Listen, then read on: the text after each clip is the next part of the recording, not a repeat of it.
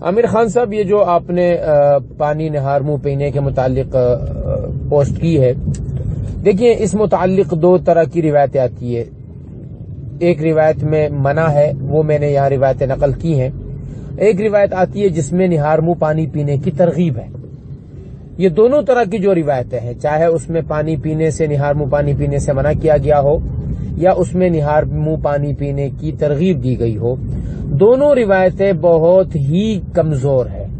یعنی اس کی سند کا حال یہ ہے کہ اس کے اوپر اعتماد نہیں کیا جا سکتا ہے۔ یوں بھی کہہ سکتے ہیں کہ کسی حدیث کی بنیاد پر ہم کسی کو نہار منہ پانی پینے کا کہہ بھی نہیں سکتے ہیں، اور کسی حدیث کی بنیاد پر ہم کسی کو نہار منہ پانی پینے سے منع بھی نہیں کر سکتے، کیونکہ روایتوں کی نوعیت جو ہے وہ انتہائی کمزور ہے۔ کوئی منکر ہے، کوئی روایت ضعیف جداً ہے، کوئی روایت ایسی ہے فیہم کہ اس کی سند میں ایسے بہت سارے لوگ ہیں جنہیں کوئی جانتا تک نہیں ہے۔ تو اس طرح کی روایتوں کی بنیاد پر یہ کہنا کہ جی حدیث سے میں آتا ہے کہ پانی نہ پیو، یہ بھی ٹھیک نہیں ہوگا۔ ان روایتوں کی بنیاد پر یہ کہنا کہ جی حدیث میں آتا ہے پانی پیو، یہ بھی ٹھیک نہیں ہے۔ لہذا اگر کسی کے مزاج کو نہار منہ پانی پینا اچھا لگتا ہے پی لے، کسی کی مزاج میں اچھا نہیں لگتا، حکیم نے منع کر دیا تو نہ پیے۔